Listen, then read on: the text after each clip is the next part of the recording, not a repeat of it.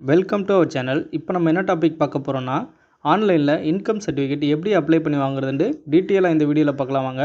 அதற்கு நம்ம சேனலை சப்ஸ்கிரைப் பண்ணாமல் இருந்தீங்கன்னா பண்ணிடுங்க. வாங்க வீடியோக்குள்ளே போகலாம். ஃபஸ்ட்டு இந்த பேஜை லாகின் பண்ணிக்கோங்க. இதற்கான லிங்க்கை நான் டிஸ்கிரிப்ஷனில் கொடுத்துட்றேன்.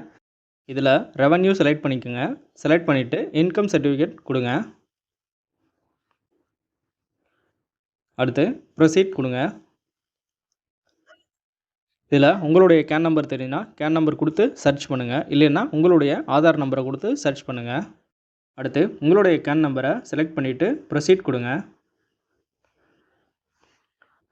ப்ரொசீட் கொடுத்தோன்னே உங்கள் கேன் நம்பரில் இருக்க டீட்டெயில் எல்லாம் ஆட்டோமேட்டிக்காக ஃபில் ஆகிருக்கும். கீழே அப்படியே வந்தீங்கன்னா ஃபேமிலி மெம்பர்ஸில் உங்கள் ஃபேமிலியில் எத்தனை மெம்பர்ஸோ அதை கொடுத்துட்டு அடுத்து அவங்களுடைய நேமை வரிசையாக ஆட் பண்ணுங்கள். ஃபஸ்ட்டு உங்கள் ஃபாதர் நேம் கொடுத்துக்குங்க.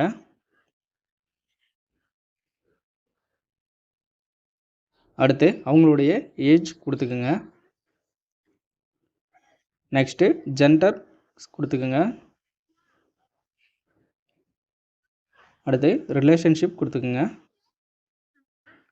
நெக்ஸ்ட்டு அவங்க என்ன ஒர்க் பண்ணுறாங்களோ அதை கொடுத்துக்குங்க. அடுத்து உங்கள் ஃபாதருடைய மந்த்லி சேலரி கொடுங்க.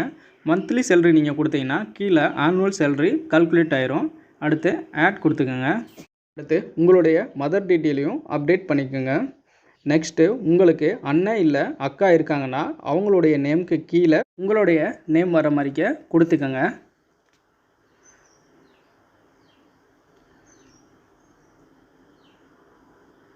அடுத்து உங்களுடைய ஏஜ் கொடுத்துக்கோங்க.